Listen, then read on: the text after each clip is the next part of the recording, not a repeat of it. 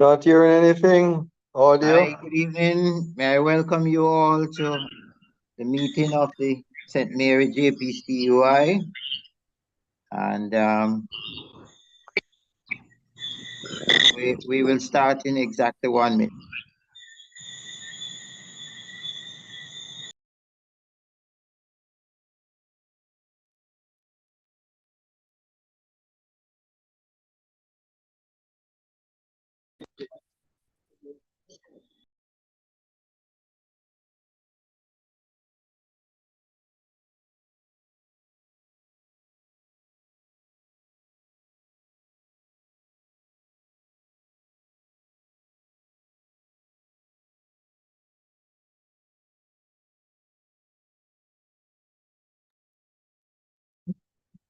Okay, good night, everyone. I'd like to welcome you to our round table, and we will be having a very special time tonight. And we're going to have a very special time. Oops, somebody's sharing screen. Okay. Yeah, we'll have a very special time tonight, and I'm going to ask JP Sean Dunkley to start us off in prayer, and then JP Burchell will take it from there. Dunkley? Let us pray. Our gracious, eternal Heavenly Father, we come this afternoon, Lord, to give you glory, to praise your name. We come, Heavenly Father, on business. And this evening, Lord, we ask that you join us, Heavenly Father. And not just join us, Father, but you lead in whatever we are going to preside over, to present, Heavenly Father. Today, Lord, we invite your presence. And we ask, Heavenly Lord, for your leading and your direction. Be with all of us, Heavenly Father. And help, loving Lord, that the plans that we will make this afternoon will be for the betterment of mankind. Be with our directors, be with all of us, Heavenly Father, all the presenters, and help, loving Lord, that whatever is presented today, this evening, will be for the betterment of mankind. May you bless us now, we pray.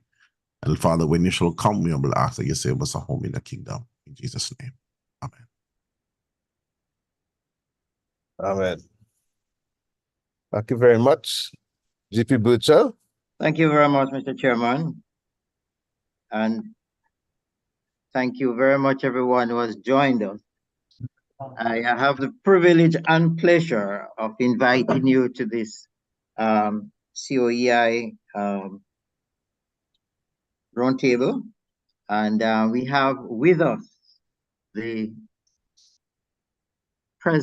have in our presence a member of the Children Advocates Department, dynamic young lady, an attorney at law who started her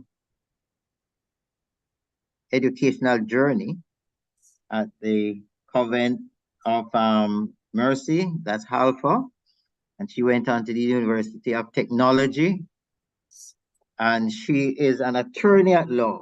She was called to the bar in 2014, and during that time, she has worked as an associate in the firm of Bunny and Steer. She's a very strong advocate, and she's now the legal policy manager at the Office of the Children's Advocate. It is with pleasure that I invite our guest speaker, who has joined us, representing the Children's Advocate, Mrs. Diane Gordon Harrison. I welcome, and I ask you to join me in welcoming Miss Parks, Miss Kean Parks, who will guide us through the work of the Children's Advocate this evening.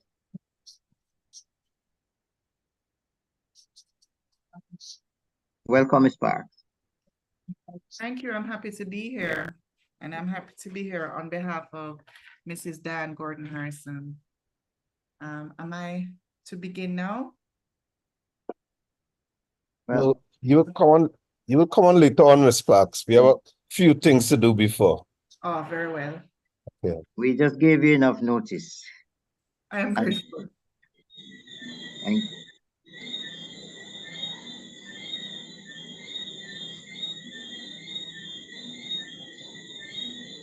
We now have some remarks from Costas Johnson. I want to welcome our Costas. Thank you very much, Costas, for being here. Your time. Very much, Chair. Say that happy to see that the numbers are getting larger and larger as we advance program enrichment. You know, more and more as we look at what is happening with our young people. Now, many of us are not, very cognizant of the results that we are reaping now. The behavior of 20-year-old, 25-year-old, 19-year-old. Sorry, Costas. We're not hearing it too clearly. You hearing me now?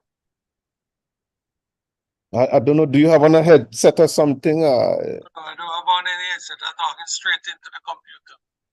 I don't think you Okay, we'll have to listen very carefully. Go ahead. It's sounding very low.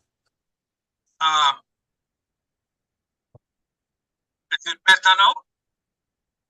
Okay, we'll work with that. Go ahead. Right. As I was saying that more and more concerned about the behavior of early adult children who are leaving school and trying to get jobs or trying to make a life on the outside world.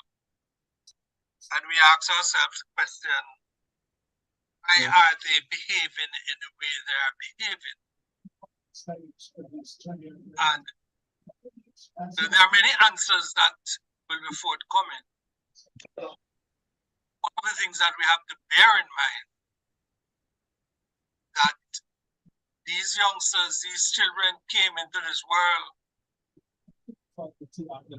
in a way that nobody is sure of how they should take care of them.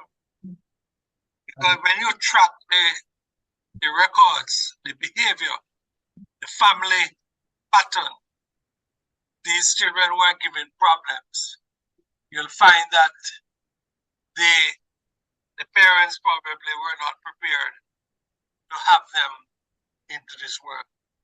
Very sad state of fear. It's something that we have to live with. We have to try our best to correct it.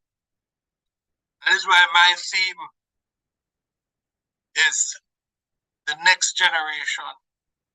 And this project is a part of that theme in determining what the next generation will be like. So as we try to mentor a child, as we try to chart a pathway for our children, let us bear in mind that the help that we give them now will be the reward that we'll get for a better life in terms of comfort and security. You know, the cricket is going on all over the world. And in order to have a good cricket match, you have to roll the wicket properly. We must roll that wicket properly for our children to play on so that they will become better adults, better leaders, and the future of our country can be secured in their hands. I thank you again for volunteering to participate in this mentorship program. And as we move into another year, we have to bear in mind all the things that have been happening to our children. Statistics that I don't like to hear is that St. Mary is topping the list with the most sexual abuse of our children.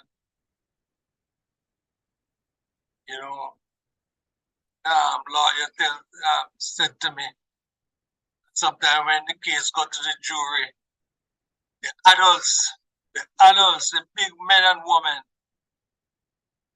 will return a verdict saying, oh, it's just a little sex and you can't destroy the man's life. But we have destroyed the lives of our children, and we continue to destroy the lives of our children. Though we might not be many,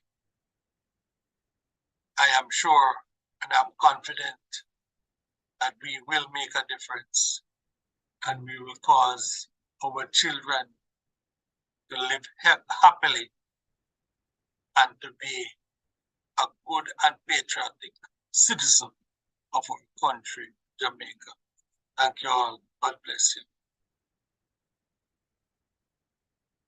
Thank you very much, Honorable Costas. I know we have we really appreciate your words and your encouragement there and the theme which you have outlined. The next generation, I think is a very, very important theme. And I hope that all of the GPs of St. Mary will throw their support behind that theme. I just, for the sake of the new GPs, I just want to take 5 minutes and to give a quick overview of our mentorship program. And then I'll have one of the participating school, the principal of one of the participating school, Miss Arlene, Jason Arlene, she's here tonight, to take another 5 minutes to share some of what she's facing at her school. And then we'll have our guest presenter come and share with us. So we'll have our guest presenter in the next 10 minutes or so.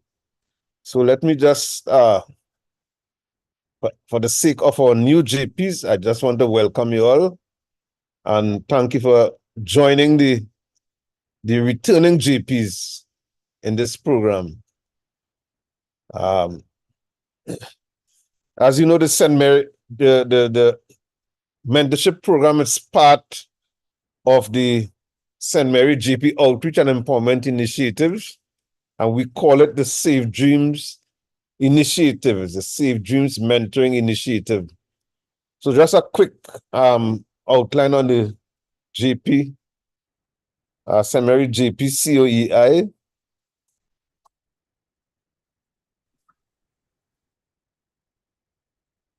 Just 1 second, please.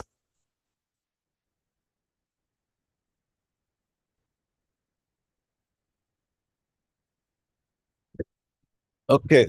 The St. Mary JP Community Outreach and Empowerment Initiative is a mandate from the Honorable Custos of St. Mary, Errol V. Johnson, which seeks to engage the services of the JPs of St. Mary in a collaborative efforts with other citizens and entities of the parish in an effort to uplift persons and communities in times in need of assistance and support. The vision is simple: reaching, touching, and collaborating with the communities of St. Mary at their point of need. That's our vision statement. And we really want to flesh that out as we move forward. We have a mission statement, which we spend time sitting down to work out: building strategic partnerships with the communities of St. Mary by mobilizing resources for selected community projects and needs that will contribute to opportunities for socio-economic development in St. Mary. We have 4 quick objectives. Number 1, context support systems. What is that? To advance the technological capacity of beneficiaries of COEI. So, for example, the first round of mentors that we had, we helped them during the COVID with devices and some other, and because they had a challenge with the technology, and we assisted them, and we're going to see how we can assist this group also, this new group of mentees, and see how we can make sure that we do not lack in that area. We have 4 objectives. The second one is sensitization and awareness. What is that? It's the organized community sensitization and information sharing sessions for selected communities or community members. Okay, and as it relates to the mentorship program, it might be the parents, the guardians, the teachers, but whoever is connected to the mentees. The third objective is social and educational impact, and that is identifying and assisting selected individuals, families, or communities who are in need of social and educational support. And the fourth objective, which is what tonight's meeting is all about, is to establish an empowerment and mentorship initiative or program for at-risk youth and disadvantaged persons within selected communities. And that's why we are here tonight talking about the Safe Dreams Mentorship Initiative. Our focus group is students entering grade 5 in September of 2024. They will be selected. So we will start a sort of early this year. So early next year, we're going to probably aim at those competing grade 4, because they are the ones going into grade 5 in September 2024. 3 primary schools will be chosen, including Retreat Primary School, and the principal is here tonight. And I'm going to give her 5 minutes to share with you before we have our guest presenter. We're going to meet with the principals and guidance counselors. Okay, and we're going to meet with them early next year, and they'll be responsible for identifying the mentees. And each student will be assigned a personal mentor who will be a member of this group. And our meeting a few weeks ago, we had some of the mentors sharing on the experience and how it was even beneficial to them as well, not just the mentees. The criteria is very straightforward. This is not for students. This is for really good students, high achieving and average performing youths who exhibit potential for leadership and for helping others who are experiencing challenges and are being derailed. So these are young people with tremendous potential, and we want to help them. Students who need to access to the inspiration, needed tools, resources, and mentorship that is needed to complement or supplement their learning that will give them the best outcome. We do not want them to fail. They may have a negative change in attitude or schoolwork, and they were previously commendable. So we want to focus on those young people and help them. It might be a high academic achiever, bright student, but their attitude needs to be adjusted. And we want to work with them. JPs will be required to do one thing only in this program: speak to the mentees once per week and encourage them. That's all we are asking our GPs to do. So GPs who are saying, I don't have time, I don't have this, I don't have that, I'm sure you spend more time on the phone, probably doing things that are not really necessary.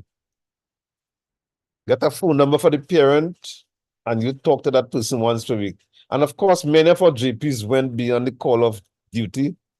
Okay, visits took place. All the GPs and the mentors became very close and very bonded. Some of the GPs in this group right now are still in touch with their mentees from the previous rounds, the pilot project that you call the previous round. But that what we have, the fundamental request is that you talk to your mentees once per week. Okay, so that's basically it. And we are going to ask. We expect this program to be a really, really wonderful program. And after tonight's meeting, the next step will be to sit down with the principals, identify the students, and then connect each and every one of you to one of our wonderful children. At this time, we're going to ask one of our participating principal, Jacinth Arlene. I just saw her a while ago. I don't know if she dropped off. She came back on. She's back on. All right, she's on, and she's gonna just take 5 minutes, share with you, and then we'll have our guest presenter. Thank you, Pastor Boyne. Good evening, everybody. Yes. All right, I just want to say that we benefited from the last program, and it was really, really good. And I think my students are still benefiting. No challenges, what we're experiencing at school right now. I think the biggest one is unsupportive and unavailable parents. As a result, the students are unsupervised most of the times. It would appear as if the only time they are supervised is when they are at school. Because of that, they are exposed to some things that children should not be exposed to because they are left on their own and they're on social media 24/7. Of course, once they are exposed, they are going to take what they have learned to school and they are going to share with their friends. So we have a big challenge in that area. For some of them, they have the ability, but because there's no support at home, they don't do homework, they don't study for tests and the exams, they are very disrespectful. And I don't think it is because they want to be disrespectful. I think it is because they don't know better. Because sometimes when you speak with them, you realize that they really don't know better. They are engaged in adult activities, and that is so sad. Even last term, 3 of our students were sent to a children's home, and that really broke our heart. We really didn't want that to happen, but we couldn't help it because of what was happening in the home.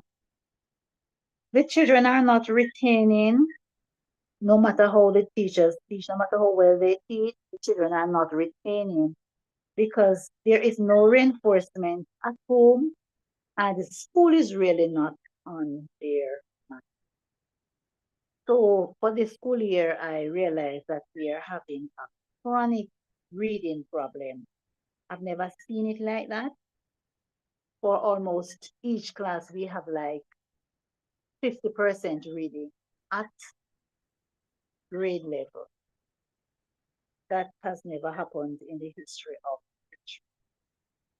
We have problem with absenteeism, not because they cannot come to school or they are sick or anything like that, just that the interest is not there and it would appear as if the children are in charge.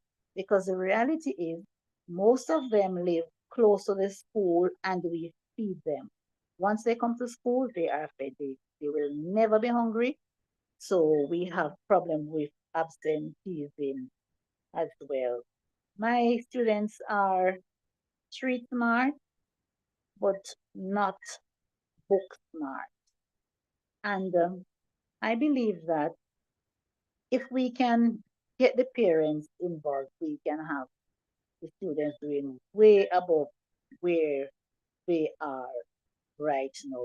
They are easily distracted and they don't know how to resolve conflict. They are easily influenced. And I believe that these children, I don't think they go to church. Simple songs and choruses that you expect a child to know. They don't know these things. So it is obvious that they don't go to church. So I am really happy to be here and happy to know that my students are going to benefit again. This is a good program and I want to recommend it to other parishes. I think, the word needs to be spread abroad so that other parishes can be a part of it. It's a wonderful program. Thank you. Yeah. Thank you very much, Ms. Harlene. Really appreciate you sharing and really appreciate your support as well, because without the enthusiastic involvement of the principals, this cannot really happen. So I just want to express my appreciation. Okay, we are running on time, so that's excellent. We are scheduled to have our guest presenter begin to speak at 7 o'clock. So I think some of you missed out the introduction. So I'm gonna ask Burchell, JP Burchell again, if he's still there, to just share that information again, which was shared earlier on. Thank you very much, sir. It is with pleasure that I welcome and introduce our guest speaker this evening. Her name is Miss Kay-Ann Parks, a young, dynamic advocate.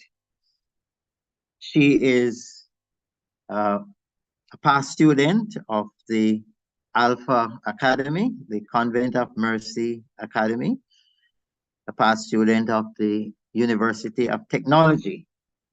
She's an attorney at law. And as young as she looks, she has had many years of experience. And she is one of the persons in the Children's Advocates Office that formulates policies. She defends children in conflict with the law, and she's also one who watches proceedings on their behalf when they are in conflict. It is good that we have her here with us this evening. Having heard what was said by Ms. Haldane, I think she is admirably placed to offer us some guidance in the achievement of our objectives. So it's with great pleasure that I invite Ms. Kay-Ann Parks to address us. Parks? Good afternoon again. I hope you're hearing me clearly. Yes, you're coming through loud and clear. Having heard now very clearly what it is that is you seek to achieve by this project, I think it's well placed that we've been invited to speak on the Child Care and Protection Act and to speak about the Office of the Children's Advocate, because I think it will give us guidance on where the law is in relation to your duties when you go out in the field and interact with students, which I think is very admirable for all the reasons that I have heard earlier, especially in regards to children who are having troubles at home. So I'm Kay-Ann Park. I'm the Legal Policy Manager at the Office of the Children's Advocate. And we're going to go into what the Child Care and Protection Act.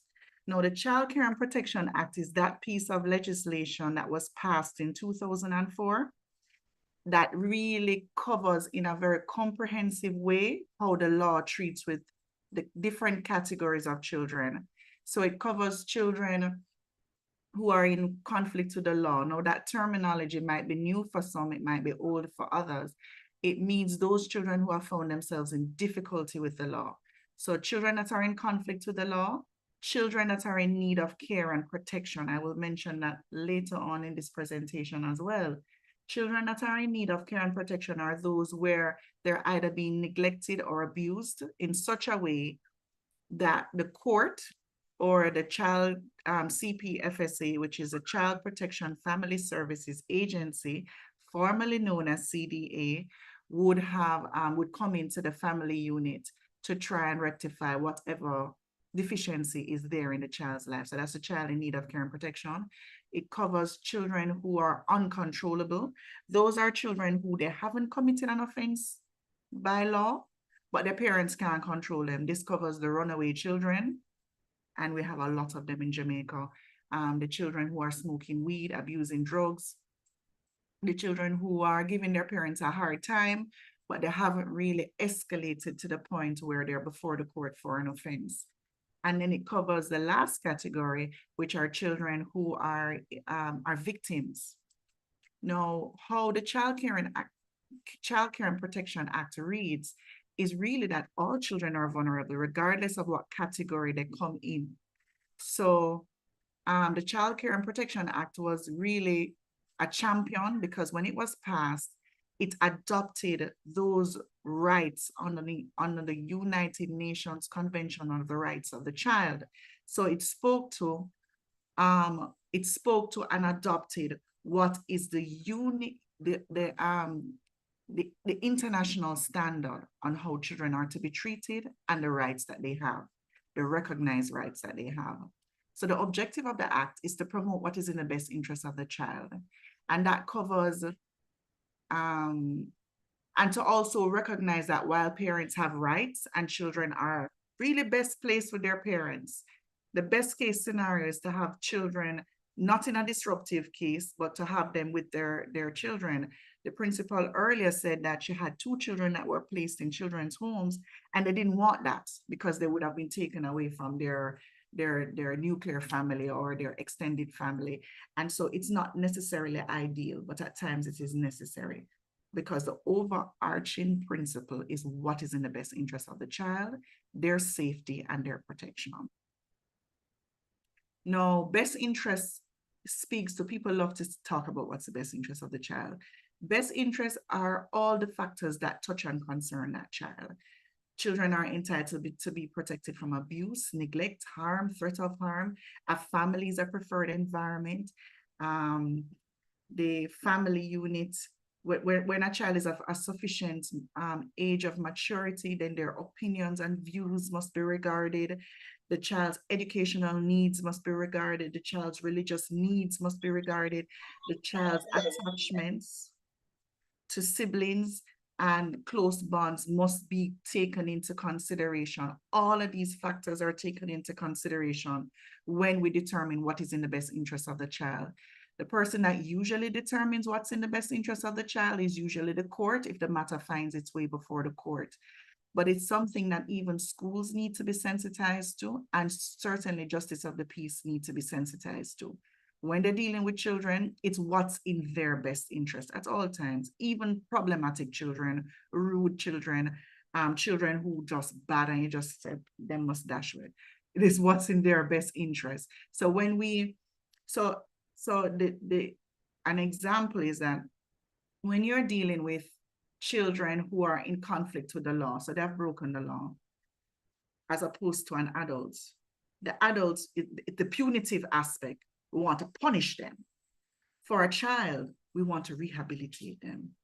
So it always leans to what is in their best interest. So our court will be more merciful. Look on all the circumstances. Is this the child's first offense? Would the child be suitable with a grandmother that lives in Westmoreland rather than staying with her mom and dad in St. Mary? So it's much more sensitive to the needs of the child as opposed to an adult who has committed an offense. Yes, they do a social inquiry report and look at the circumstances of the adult, but it's not what's in the best interest of the adult. It's what's in the best interest of public society. But when it comes to a child, it's what's in their best interest. So even when the court gives them a sentence and say, I'm going to give you a correctional order and send you away to a correctional facility for 2 years. The view is to rehabilitate always.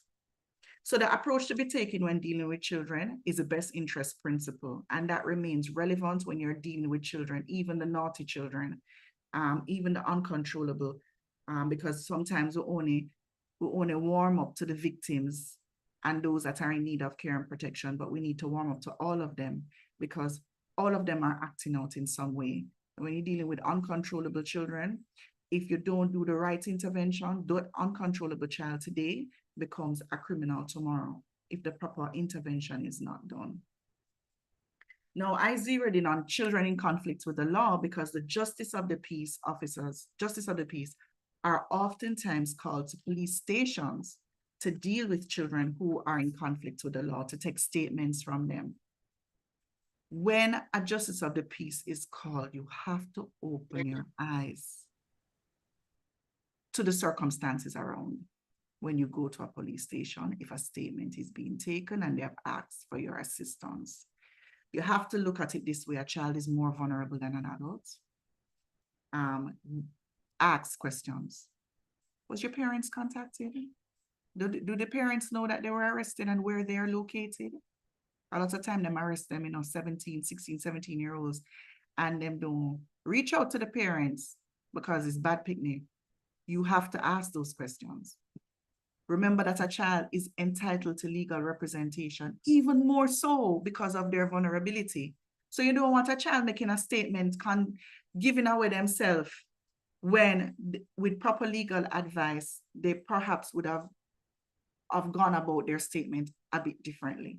So you have offices like the Office of the Children's Advocate. If you're called into a scenario, if you feel uncomfortable, call the Office of the Children's Advocate. If you're called into a scenario, you ask, are there any legal aid officers? Those are officers those are attorneys who assist the court and assist the police officers, and they do so without any payment. So forget about whether the child have money, yes or no. Find out, you have a legal aid officer that you usually call officer to assist in matters. Yeah, give them a call. I feel a little bit uncomfortable. Give them a call. They may call another justice of the peace, but if all of you have the same training and understanding when dealing with children, then I would expect the response to be similar, and then they will know, no, we have to respect the rights of the child. A child is not to be detained or arrested and not charged with an offense for over 24 hours. If so, they must be released. This is something that is often trampled on at the police station, and this is something that you may come into contact with. When you're dealing with a child, are they in need of medical care? Are they placed with adult detainees? They must not be mixed with adult detainees. So as a justice of the peace, your senses must be heightened. Why must your senses be heightened? Because you have a mandatory responsibility of reporting underneath the act. So if you see something, you are expected to say something. Now, the Office of the Children's Advocate was created pursuant to the Child Care and Protection Act.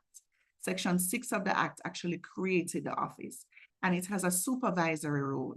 And so our role it's vast because, again, it's supervisory, but it doesn't mean that we're not getting in the field. As you will see later on, we do. The office itself was created in 2006, and presently the Children's Advocate is Diane Gordon Harrison. Her picture is on the screen. Most beautiful and very eloquent young woman. I can't have the skills that she has, but in any event, I'll try. So our roles is investigative. So if you come across, and now that I understand what the mentorship program that you're doing, you're even greater placed in a position where you will hear things from that child. So we have an investigative role. You hear something from the child that suggests that something might be off in the home situation, you have a duty to report. You report. One of the places that you can report to is the Office of the Children's Advocate, because we will have to open a file and conduct an investigation into the matter. We also have a legal role. I play a big part in the legal role, which is that I, along with 3 other legal officers, I did say 3, we service all 14 parishes. So we travel from parish to parish. So I should be in Mobay tomorrow, but another attorney will go. I will be in Mobay on Friday. Somebody was in Lionel Town today. We're constantly in St. Mary because there are many children who are in conflict with the law that need representation, and we do that. And then there are cases where the court just said, listen, we need the child to have his or her own attorney, and then they call us in to represent that child. So it could be a custody matter between man and woman, or it could be that the child is a victim of, it could be anything from a sexual offense, which is very common now. And they call us in because they feel like the child needs proper support. And so they may call us into the proceedings. In that case, we would watch. We wouldn't necessarily advocate in court unless we're really called to. We also have a regulatory role, which is that how we are placed is that any agency, anybody, and any person who deals with children, we have the power to regulate them or to look into their affairs concerning children. So that's where the regulatory role comes in. We also have an administrative role and a consultative role. And this means that we have to be, we do our policies where we see that there are deficiencies in our policies regarding our children. We make a recommendation to ministers. Usually that is Mrs. Diane Gordon Harrison. She manages the media aspect of it. We have to go out there in the field. We're often in the field where we have to represent to the public what is the Office of the Children's Advocate and what are the rules and what are the rights of the child and what are the rules and functions of our office, as well as the Office of the Children's Registry. And we have an educational role, and that is really to educate and sensitize. So we go around to schools, we go around to churches, and wherever there is a pressing incident, then sometimes the last step is to do a sensitization session. And that's the hope of changing the culture towards children. So we have a legal function, investigative function, and we have a regulatory function. We also do administrative function, educational function, and consultative function. I think I've broken it down simply. I don't think I need to break it down any further. Mandatory reporting. This is important for you when you're in the field and dealing with children. This is a duty imposed by law that is, excuse me.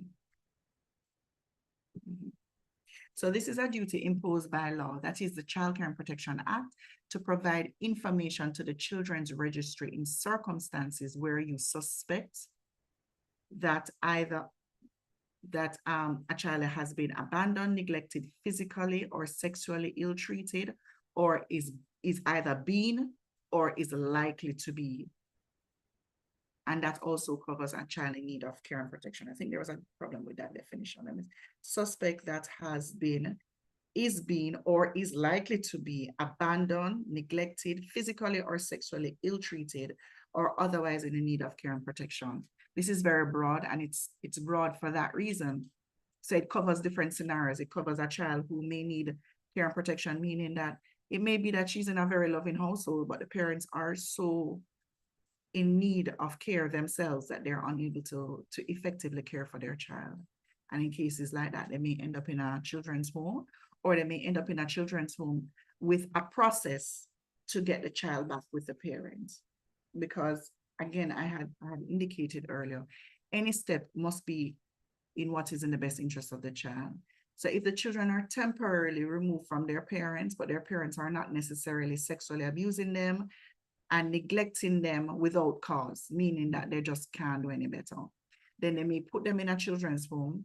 They may do sessions with the parents, parenting session, look at their circumstances. Sometimes them going, people are provided with homes, either through Food for the Poor, stipends in order to assist them to care for their children before their children are reunited with them. But in any event, once you believe a child is in a household or in a scenario that is dangerous to them, you have a duty to report. Who should report? All right, so anyone and everyone should report, but particular who the law calls prescribed persons. So any person who has information which causes a person to suspect that a child has been, is being, or is likely to be abandoned, neglected, or physically, sexually ill-treated, or is otherwise in need of care and protection, shall make a report to the registry. Now, the registry, there are two offices that were created by the Child Care and Protection Act. You have the Office of the Children's Advocate, which is where I work, and then you have the office of the registry. Now, the registry is placed at CPFSA or CDA. So you can always use your phone and find a number. I don't have the number on hand right now.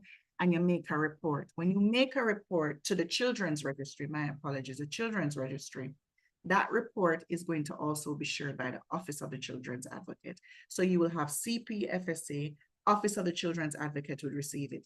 Depending on the nature of the report, the police may receive it, which is usually CISOCA that would receive that report as well.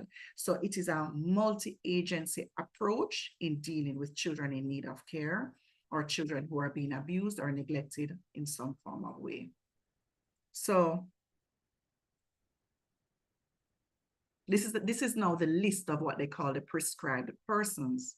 So you have a physician, nurse, dentist, healthcare or mental health professional, an administrator of a hospital, a school principal, a teacher or other teaching professionals, a social worker or other social service professional, an owner, operator or employee of a child daycare center or other child care institution, a guidance counselor, or, now this is where you would fall in squarely. I could make an argument for you, maybe at D, but definitely it would be G. Any other person who by virtue of his employment or occupation has a responsibility to discharge a duty of care towards a child. By being a justice of the peace, you're in such an ideally placed position to interact with the public that there would be, I would say argumentatively, you would fall within this group, Section 6. So you would have a duty to report. Where to report? Now, the Child Care and Protection Act mandates that a prescribed person should report any incidents or suspicion of child abuse to the Children's Registry. I've said that already. Some other agency that you might want to make the report to is the Office of the Children's Advocate, CISOCA, and CPFSA. Now, CPFSA is a Child Protection Family Service Agency, which is otherwise known as CDA, and they're the ones that manage the children's homes. The Children's Advocate now, say you have a scenario where you go to a police station and the child is not represented. You see where the child look like he need medical care, and you see where the child says he's been there for 4 days at the police station. It should cue you off, Children's Advocates, because they need an attorney. CPFSA, because CPFSA, he's now a child in need of care and protection. So you want to make the report to both. It may be a case where you just think that the child just needs legal representation, and you may call our office and say, can you get a legal officer down here? We may not be able to. But then I said, because it's only 4 of us, but, and soon to be 3 actually. And so then you ask the police officer, you have a legal aid list of lawyers. I make that call. I said, there's a child down here and it looked like he need legal representation. All right, so for expediency, you can also make a report to any of the other agency in addition to the Children's Registry, which is what I was saying earlier. So if you know, say, it's really an attorney you need, you call the Children's Registry, they're going to create a file. Then that file will pass to us, and that take time. And then we act on it, and that take time, as opposed to just calling the Office of the Children's Advocate and saying, I have a situation, can we get some advice or some assistance? And I find Mrs. Diane Gordon Harrison to be very responsive as well. So if you write to her, she will respond. What happens if we know but fail to report? So you are in a mentorship program with a child, and you have come across some information, but maybe you're nervous and you're uncomfortable. What I should have said to you earlier is that you can report without stating your name. Some people say, well, if I report without stating my name, how them know that I've executed my duty? Keep some record of it. Keep some record of the fact that you made the report if you don't want to state your name. It's sufficient to give just enough information to locate the child for the necessary intervention. You don't have to identify yourself if you're not comfortable doing so. But if you totally fail to make a report, and you could face charges. So a person who contravenes subsection 2 or 3 commits an offense and shall be liable upon summary conviction before a registered magistrate court to a fine not exceeding 500,000, or to imprisonment to a term not exceeding 6 months, or to both such a fine and imprisonment. Where the minister has reasonable grounds to suspect that a prescribed person has committed an offense under section 4, the minister may, without prejudice to any proceedings under that subsection, require the relevant regulatory entity to cause an investigation to be made into the matter. Here are a few guidelines on the different types of abuses and what offenses to report. Children in need of care and protection and other offenses against children. This is a term created by statute. It creates circumstances where there is no proper care of the child, or where the child may be at risk of harm or danger. And it goes down. I don't know, let's see how much time I have. 7:24. So basically, it tells you some scenarios to really should trigger you. Having no parent or guardian to care for them.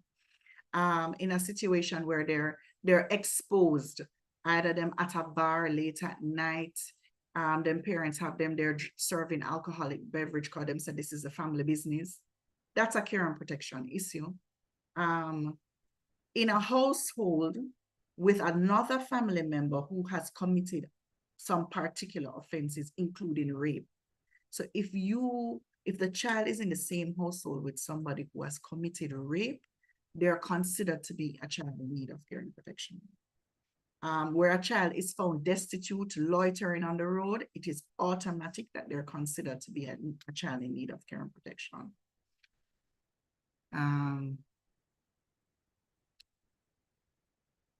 And of course, a child is any person who's under the age of 18. 18 and over is an adult. Anybody from 0 to 17 is considered to be a child. In some jurisdictions, they push it to 21 and 23. And there are certain pieces of legislation that will, for the purposes of that legislation, treat a child who has already passed 18 as an adult, but those are really in very narrow circumstances, such as maintenance issues and stuff like that, mostly maintenance issues. So once the person becomes 18 years old, they would have now reached the age of majority, and then we would not, our office has no more jurisdiction.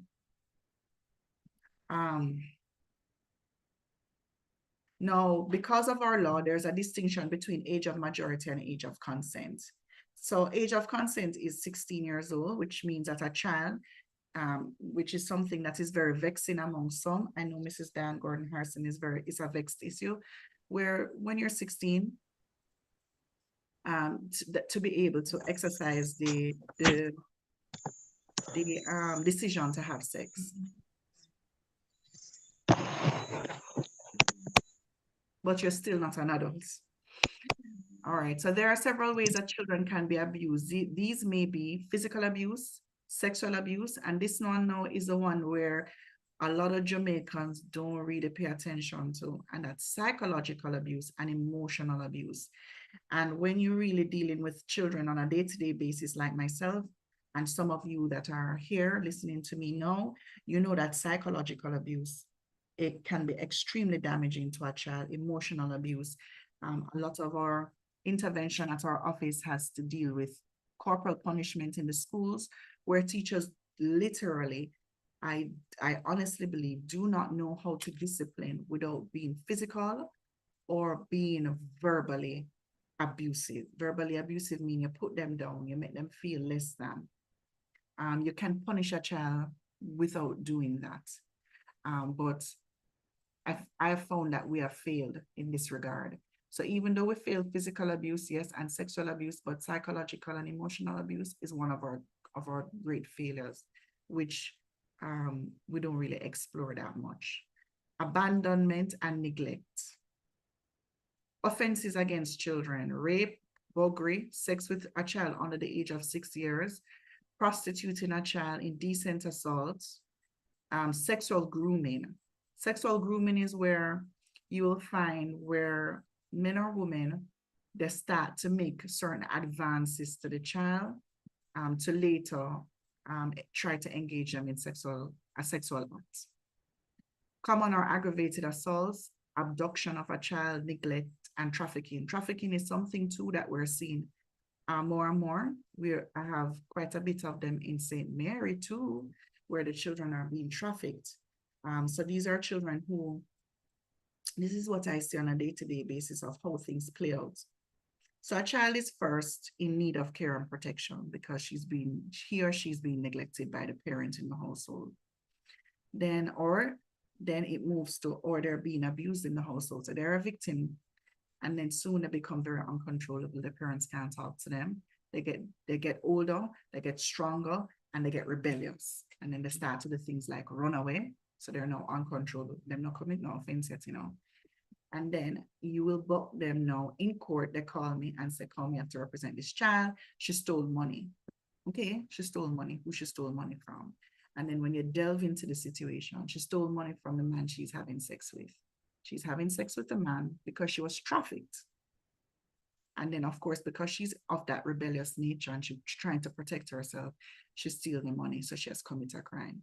So she has moved from a child in need of care and protection to an uncontrollable child to a child that is in conflict with the law. But at the heart of it, she's a child that is also being trafficked for sexual purposes.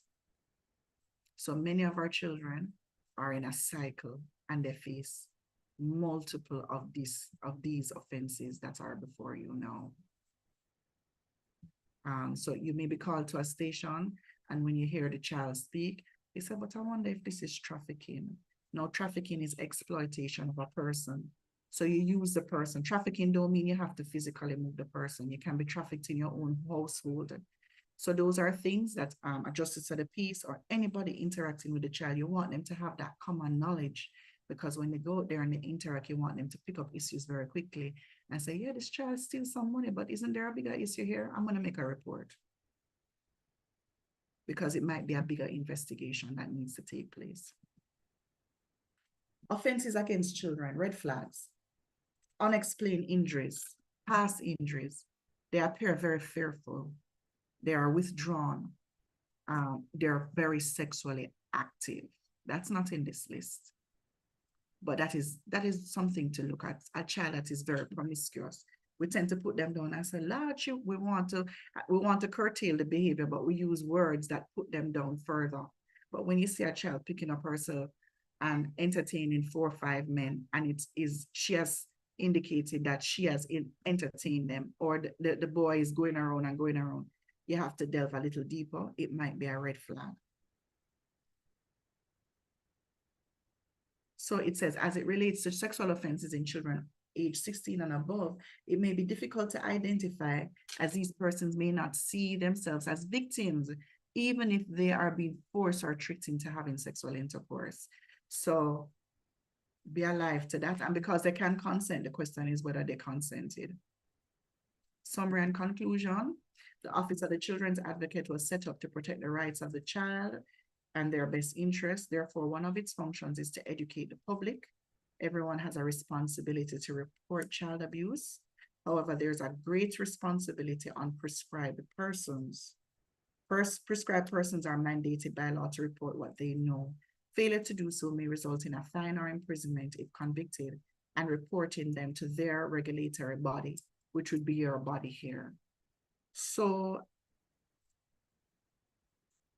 and that is the end of my presentation. I don't know if you have any questions. Thank you very much, Kian. Really critical and important presentation. I didn't know we had all these issues with children in St. Mary's, really. So this is a very timely presentation. So colleagues, we want to this time now is for us to for comments, questions, clarification, secondary thoughts that you want to share. So let's do that. And we have the next period of time set aside for that. Okay, so I like us to be very interactive at this point. I'm going to kick it off with two questions, Kian. One, the children's registry, the organizational setup. Is there an office in every parish? How is it set up? And secondly, can you give us some examples of psychological abuse which children have to endure? All right, so I'll answer the first one because it's the easier one. But there's one office, it's central, it's at the CPFSA.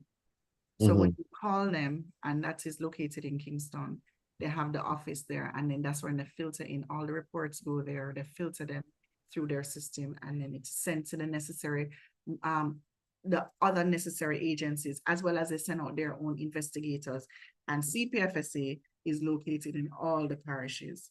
So while we Office of the Children's Advocate is only located in Kingston, they have the CPFSA officers all over the country. And so what they would do is that they would send a report to them, and then they will do their internal. And the second one, you were talking about examples of psychological abuse. Denying them food as punishment, humiliating them, letting them do things like just humiliating them. Either you're going to describe them as them black and them ugly and them not good like them father and them not gonna do nothing like them father. So the psychological abuse is something that there are so many examples of it, but anything that is done or said to a child to humiliate or to hurt could be psychological abuse. Anything to humiliate or to hurt can be psychological abuse. You have to gear towards, okay, you have to know, I'm going to punish you.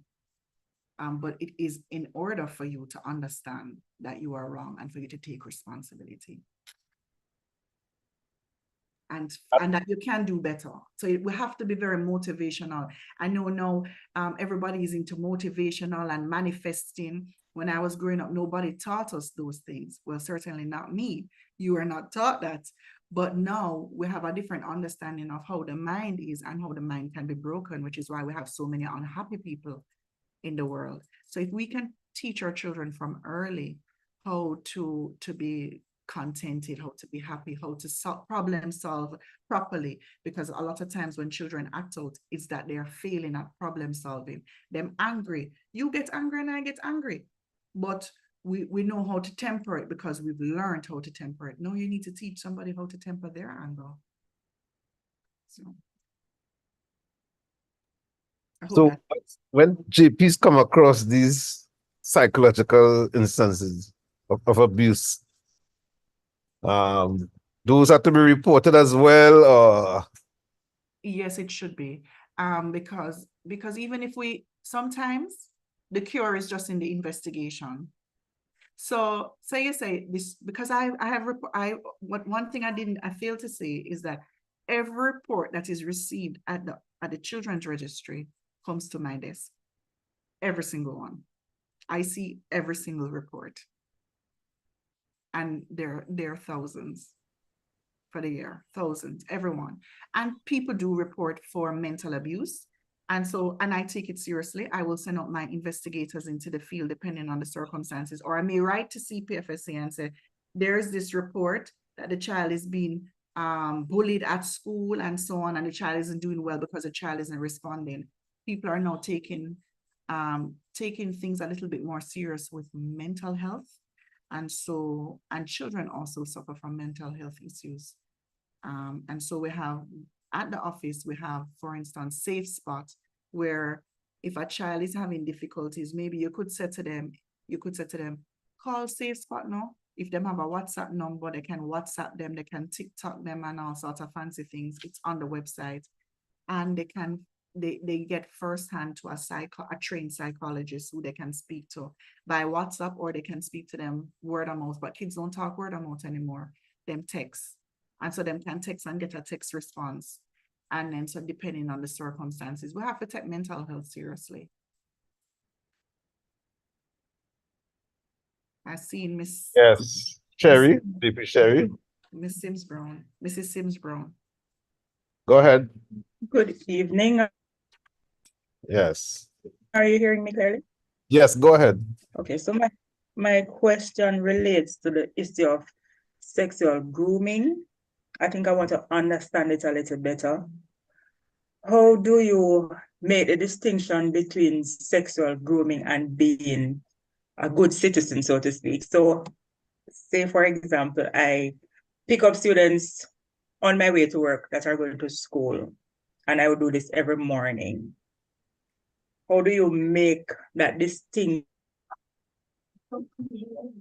between doing good and sexual grooming? I think there's a big distinction, because sexual grooming means that you're going to be bringing some sexual content to the child. So that sexual content, maybe they start off slow. You're very pretty. That's general. It don't rise to sexual grooming. But then every time them see the person give them a compliment, and the person says to them, do you watch certain sexy films? What do you like to do? They start to send them little messages, emojis with the, what is it? The pickle, the purple pickle. So it's just different. It's different in the content of the circumstances. So if I pick up a child every morning and drop them at school, and I say, have a great day, see you tomorrow morning, or, and you only talk general, what's happening in the public, and you encourage them, that can never be determined as sexual grooming unless that child indicates otherwise. Sexual grooming is something of a sexual nature. Would you like us to meet up? Maybe we could meet up after your exams, after you have a prolonged period of kind of breaking in with them. And then you try to introduce a sexual content. It has to be of a sexual nature. Some children, they will make the reports that the person looks at them suggestively. Oh, you look good. And then them looking on them body parts and licking them lips. We get reports like those. And then when you look on it and look at the act, it may not arise to sexual grooming as yet, because the person has very careful and have not yet said anything, or they haven't WhatsApped anything as yet. But then that is inappropriate behavior to pay attention to. So someone looking on that person picking up the child every morning may draw that conclusion. Yes. But it would have to be proven, yes, that there's some sexual content. Sure. So we get reports all the time, and then when we're going in the field, the child says, what? Nothing like that. We'll close the file. If there's no evidence of anything anywhere, and the child, the complainant, after we do our intervention, maintains that this is not true, then that's it. Okay, thank you. You're welcome. Yes, colleagues, floor is open.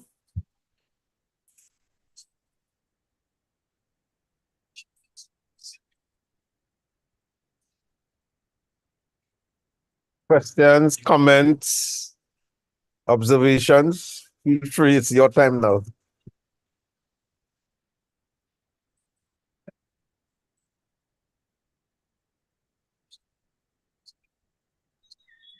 Good night, everyone. Good night. Okay, let's go with Anne-Marie first, and then we'll take the person with the Galaxy A30. JP Green. Go ahead, Anne-Marie. Right. So I still have a little difficulty trying to understand what is acceptable and what should be of concern, where it relates to the disparity between the age of consent and the age of adulthood. And I still don't think I quite get it. I know that you said they have consent at the age of 16. So there's basically nothing you can do between 16 before they reach 18 if you have concerns about youngsters having sex. Essentially, especially if it's by consent. So if your 16-year-old son or daughter come and say, I'm in love, and they're in love with somebody that's at 16 or 17 or even 30 years old or even 40 years old and they're 16 years old, the most you can do is to look into whether there was a grooming process before they reach 16. But if they're consenting at 16, what are you going to do? The law says they can consent. And so people would take their children who are very actively, the women, I'm not staying home because I'm going to stay with my man. I'm 16, I can choose to stay with my man. And mommy carries them before the court, and court treats them as uncontrollable children because even though they can consent to sex, they still live within their parents' household and they still have to abide by their parents' rules. And I think this is the lacuna that the children's advocates and others argue and say, you can't have 16 being the age of consent, but they're not able to take care of themselves. We still have to take care of them by law. They're not able to live on their own. They're not able to make major decisions without us. So a 16-year-old can get married, do you know that?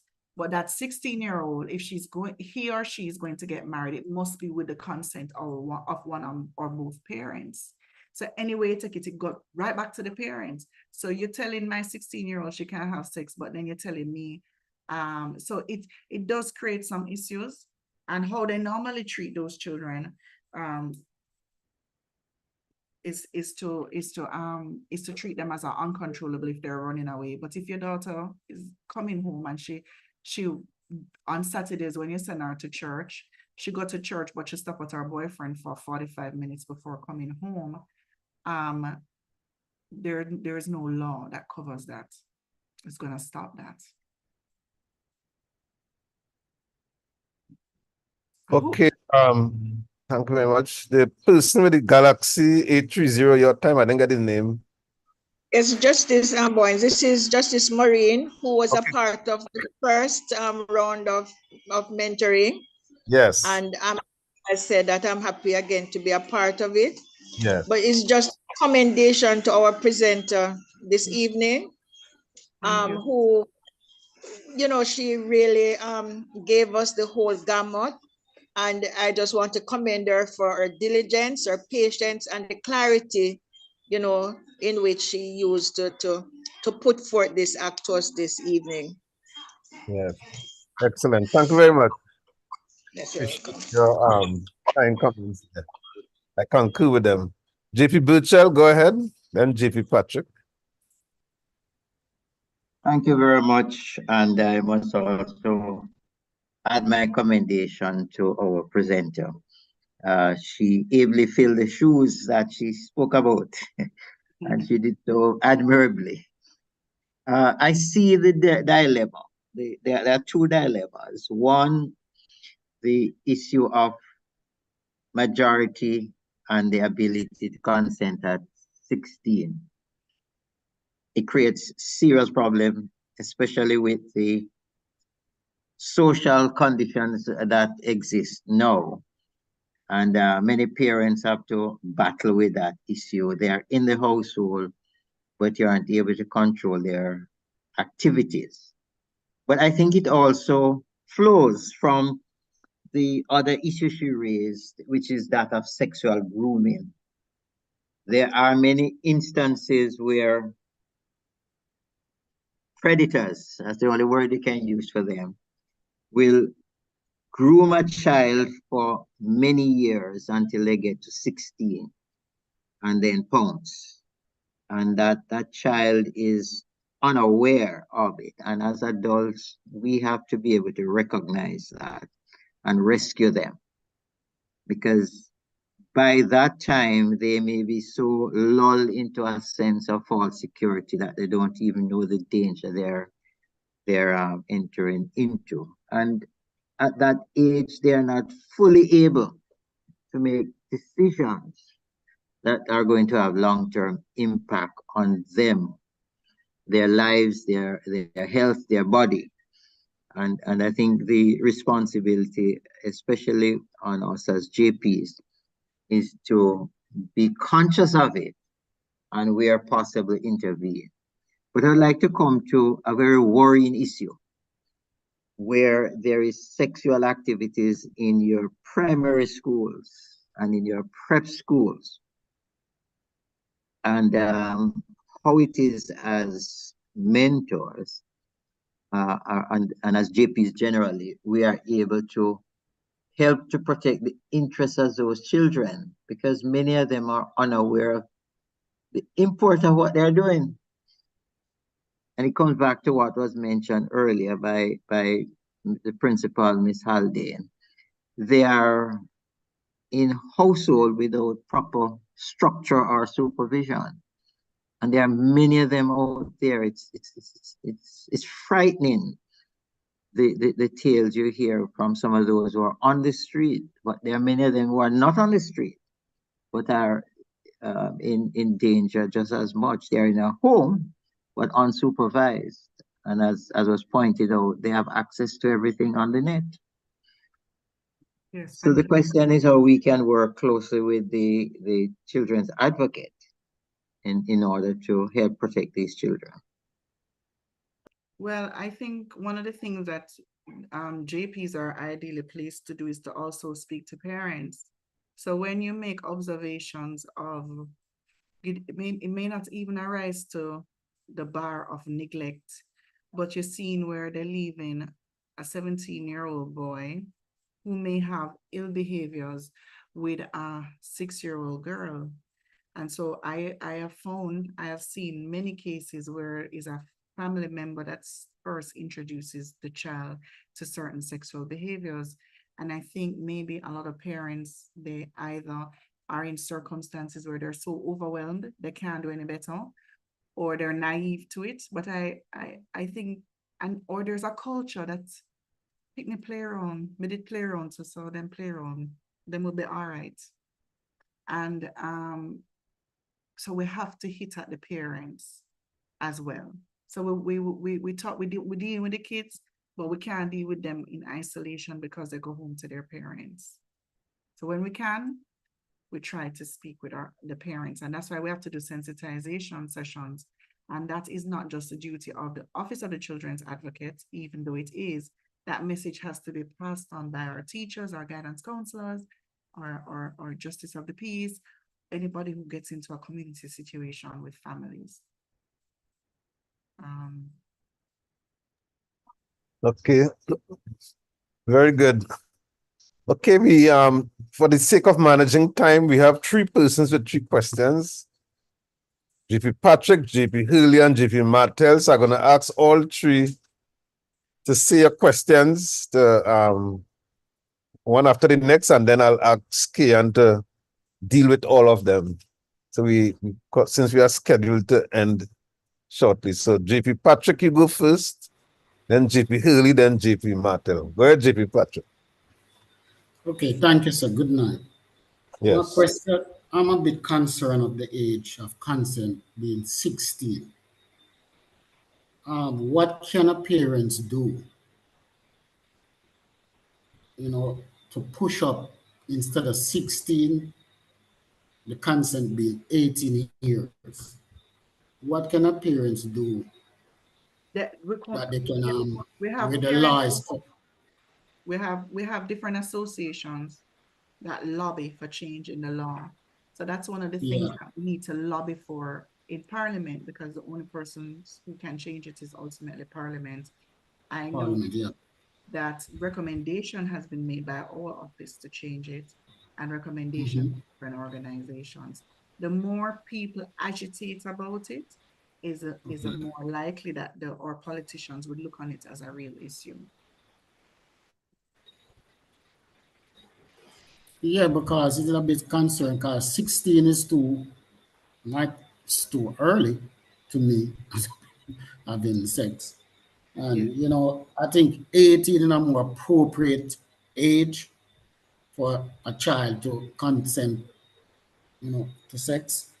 So I wish if our politician and government look into this deeply, because it's a big concern where children is concerned in our country and they have been abused because of this law that put in for them to have 16 years, it's really concerning. Yeah. Well, you see, it's cultural as well, and it's not just cultural in Jamaica. It's international because if you stop and watch The Little Mermaid, if you watch the old Little Mermaid, she was 16 when she met Prince Eric and married him. Yeah. So this is something where people used to get married young, but it's just that times have changed. You don't want a 16-year-old daughter getting married, and certainly No. not. Or you don't want your son venturing down that road when you want to see him become whatever you want to see him become, or whatever his potential allows him to be. You don't want anything like that to hamper him. So we would have to lobby because it's something that has been passed down for a long time. Okay. Thank you, GP Patrick. Okay, and what I Okay, want thank you. to do, we have 3 more persons to ask questions, so let them all ask their questions. Take Yes. note of it, Yes, and I'll ask you to deal with all of them. sure. All right, so JP Hurley, then Martel, then Mikhail. Can Okay. go ahead, JP Hurley.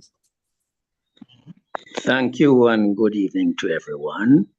My question surrounds the agency now being a generation old.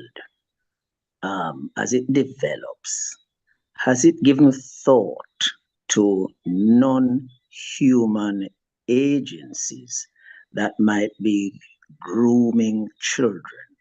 A lot of our children were on the phones and the tablets and so on, watching movies and so on during COVID. And since that time, as the principal said, it's a different behavior in school where they're streetwise, but not bookwise.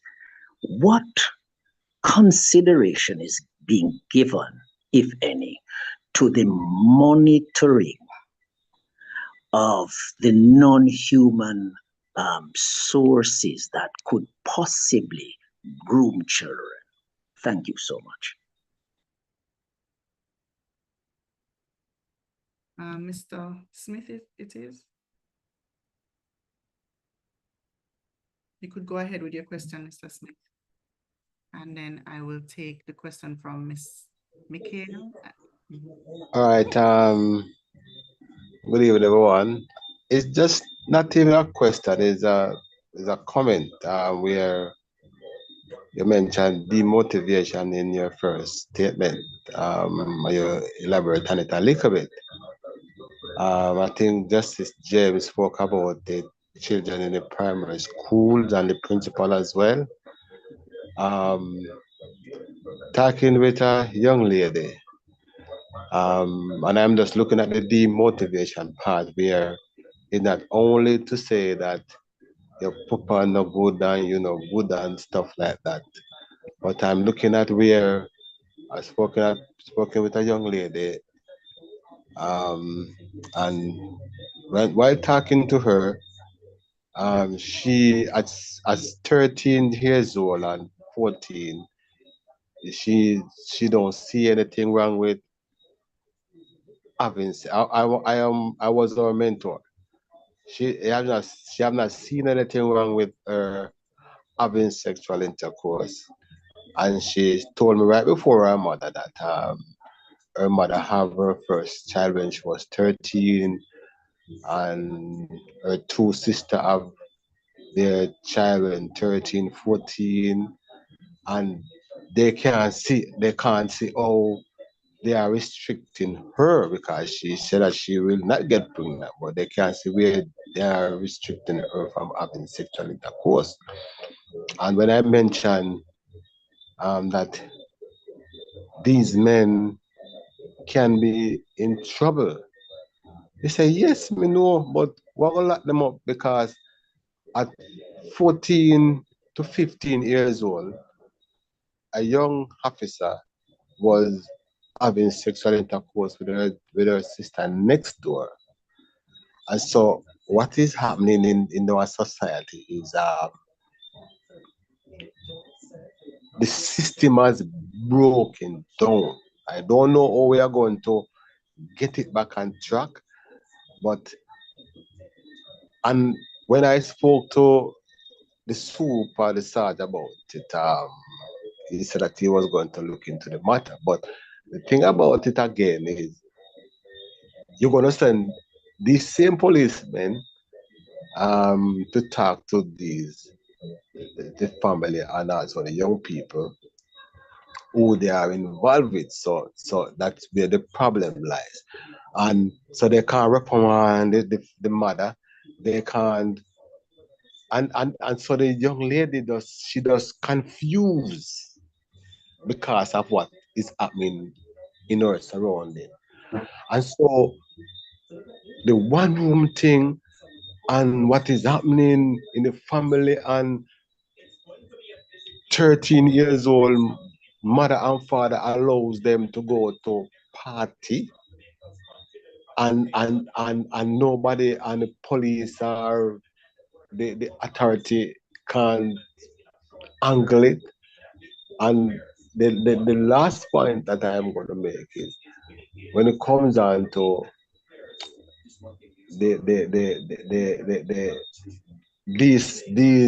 these type of situation, it just put the JPs and the child diversion officers the mentor in total trouble when we are trying to deal with children. And so I have to tell one of the parents the other day that I will not come to your home again. I will meet your daughter at the police station or at the library, or if I wanted you to be a part of the meeting, well, I will invite you. It can't be that mother is begging their daughter $500, and when they get pregnant, them a quarrel. Where them get the money from? So these situation, and it can be addressed, but the thing about it now, the law. JP Martel, you have 10 seconds to wrap up your question. All right, I will finish now.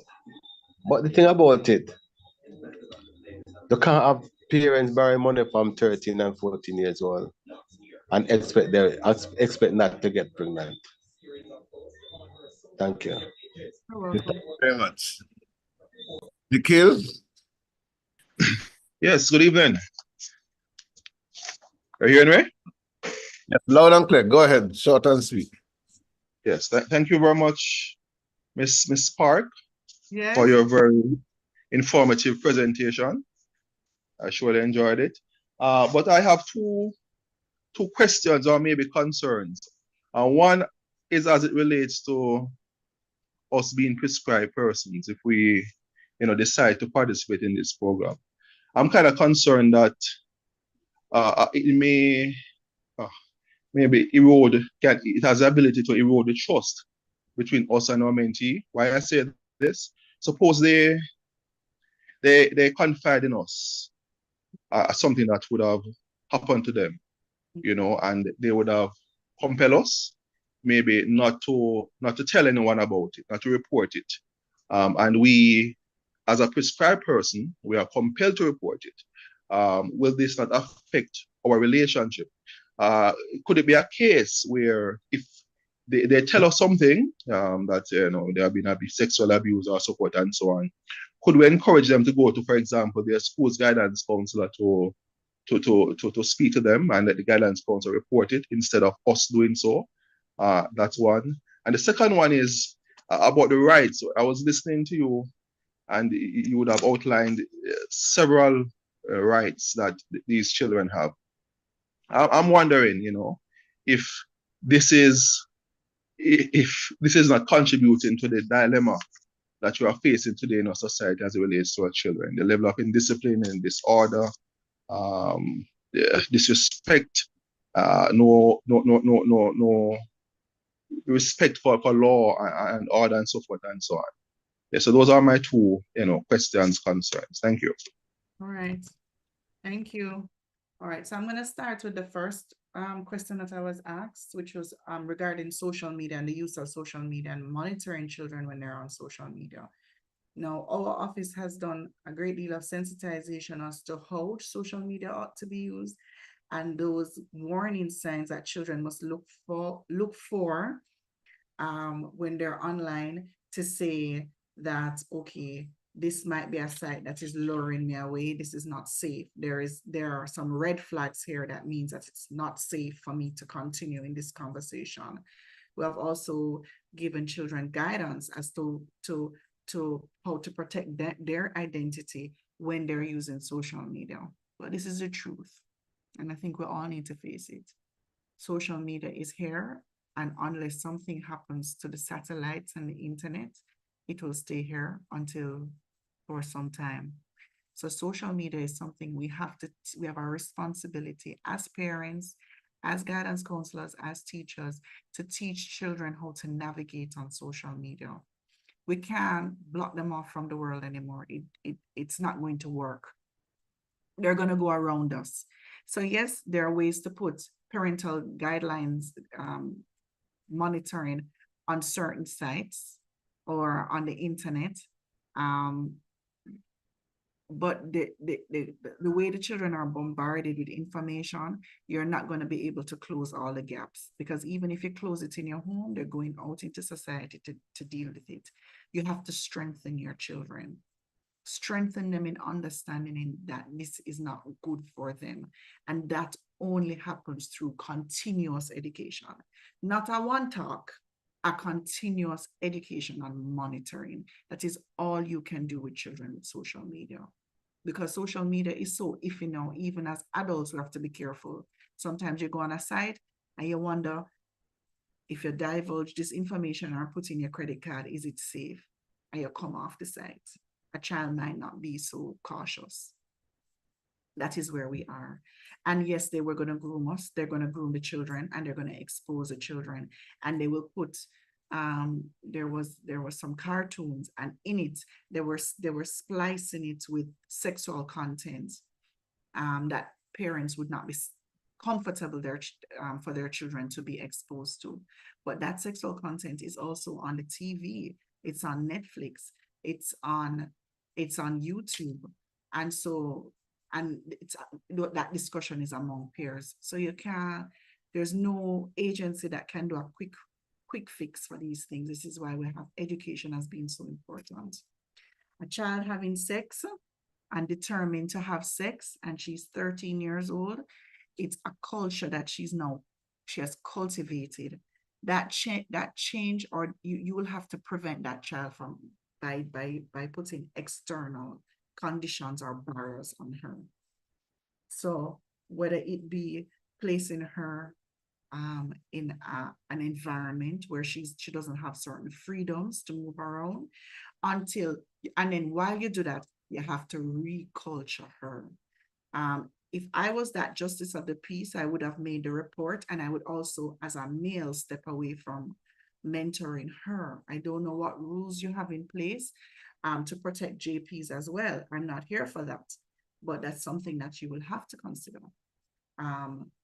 If you're a male and you buck up a child and this is her issue, you may not want to be alone in a room with her or in a room with him, depending on the circumstances. So it's a culture. She grew up in a culture where her grandma have baby at 13, her mother at 13, her sister at 13. So she don't think nothing wrong with she having a baby at 13 because that's what she has seen. That's her culture. That's what she's seen.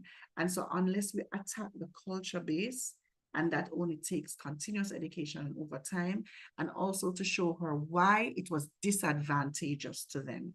It's not just the baby, it's the exposure to sexually transmitted disease. It's the exposure to a kind of, you're not mature enough to handle the psychological effects of sex, especially as a girl. You want to attack why she feels she needs to have sex. Is it just enjoyment, or is she looking for love? Is it that there's something happening in the household where she does not feel loved or confident? Because if a child feels love and confident and is grown with love and confidence, and she feels good about herself, she's less likely to go out there and meet a boy and open her legs. And a boys is different because of the culture, and that it's okay for boys to have sex. But again, if he's in a very loving and safe environment, he may not feel the need to go out there and experiment as yet. He might be concentrating on his schoolwork. So it's a culture of sex, but there's something else lacking in the household that drives her to have sex. And so that's a conversation she needs to have. For that child, it would be good to put her through to a guidance counselor or some form of counselor to find out what's at the heart of her sexual drive. No, somebody else raised the issue of prescribed person and trust. And it's funny waters to navigate, but if the child has been abused and is likely to be abused again, you have a duty to report it. You can't pass the buck to anybody else. Or if you're going to pass the buck, you need to make sure that at the end of the day, it came to the necessary agency.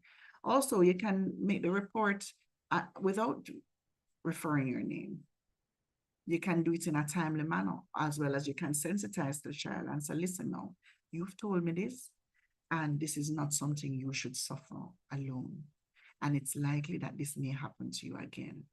So I'm going to make sure that nobody knows it come from you, and nobody knows it come from me, but I have to protect you. So you sensitize the child. So I'm going to have to tell, but listen, man, it's going to be okay because I'm going to be right here with you.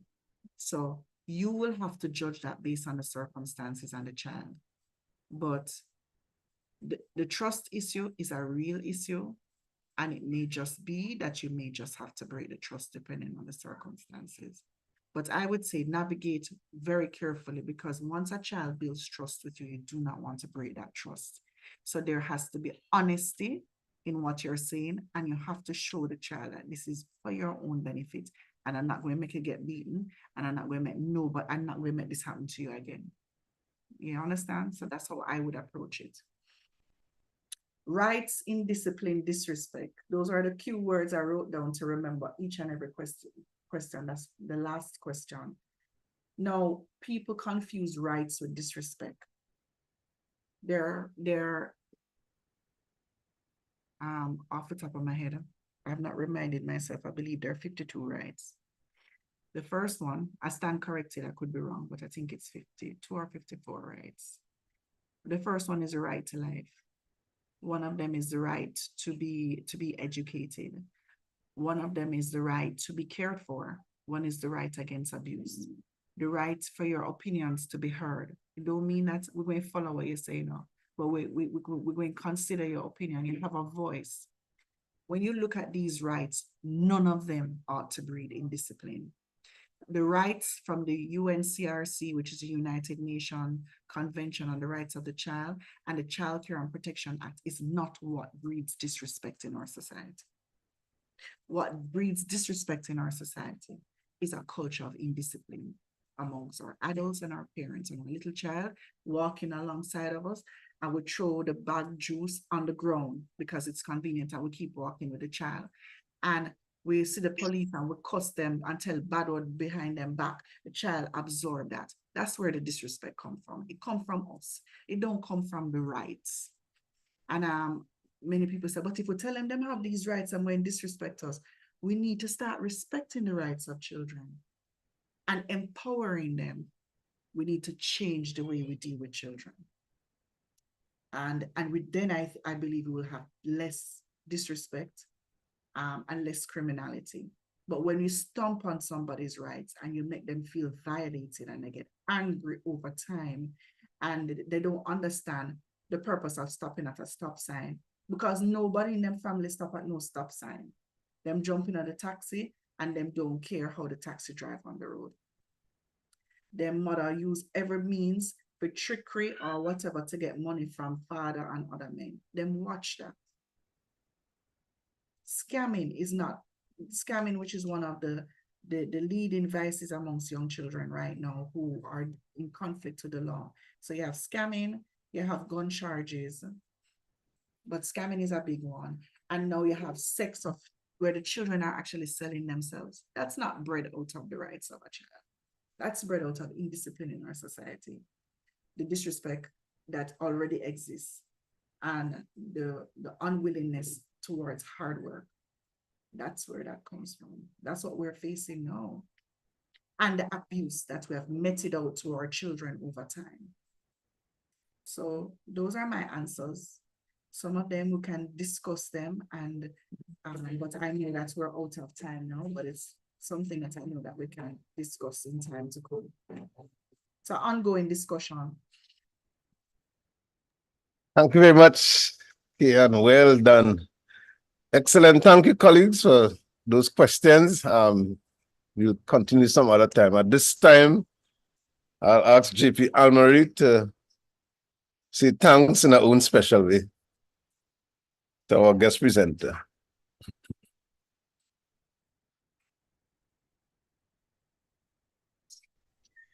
Good night again, everyone. It's my privilege to tell everyone thanks for just being here.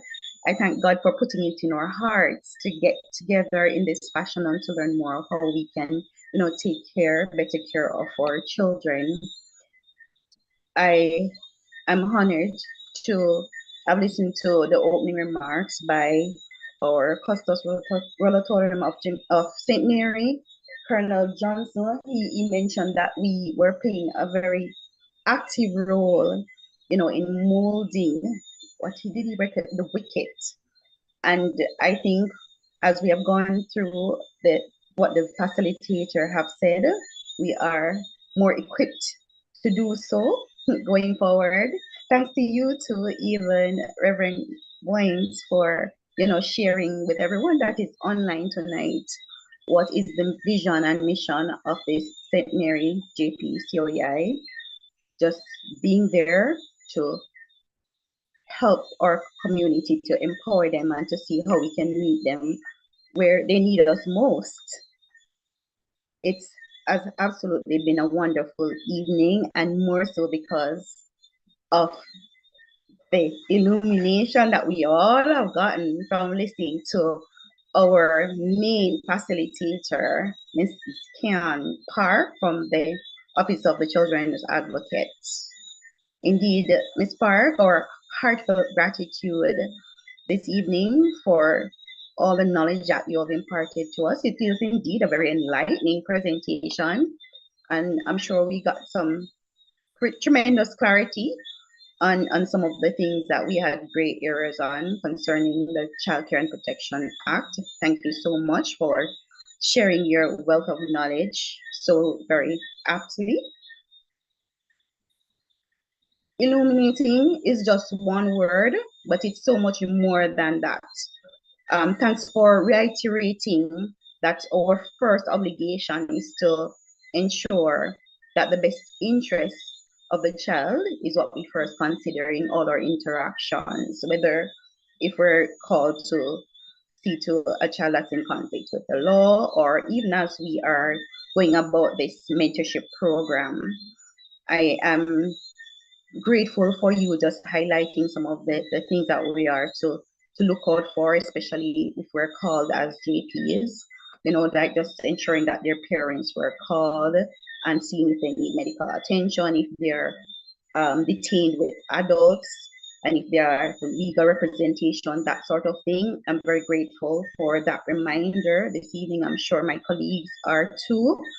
I mean, in summary, there are so many mitigating factors that's affecting our children. The influence of social media, unprepared parents, as Colonel Johnson had mentioned. So many factors that we can't hear them all out tonight, but I'm sure I speak for everyone. Well, I hope I can speak for everyone when I say we have all learned a lot tonight, and you have done so very, very, very wonderfully. Thank you so much for sharing. JPs and everybody that is here, I hope we, just being reminded that there are all of more than 50 rights, and that those rights don't necessarily lead, as she summarized just now, to indiscipline. So with all this knowledge that we have gained tonight, that we are more resolute in our stance to keep the peace in the community, to help to maintain it, helping to mend the moral fabric of society in general, to engender more respectful, disciplined, confident society, that's going to socialize the children that we have to interact with. Just God bless you all and have a safe night. Thank you, thank you, thank you, everyone. And thank you very much. See you soon again. Thank you for having me. Thank you very much, JP Amory, for representing us well. And I want to thank you for making yourself available. Colleague, the session has been recorded and it will be on our YouTube channel. So if you want to go over it again, and those who were not able to attend tonight, they will be able to listen. So this is a session we have to listen to again. I'm sure some of you probably were distracted at some various points. So it will be on our YouTube channel, so you can go back again. And I hope that more of you will make yourselves available to be volunteers. All right. So, and I'm praying that I'm happy to see a lot of men here tonight. Okay, not just the ladies. So that's excellent.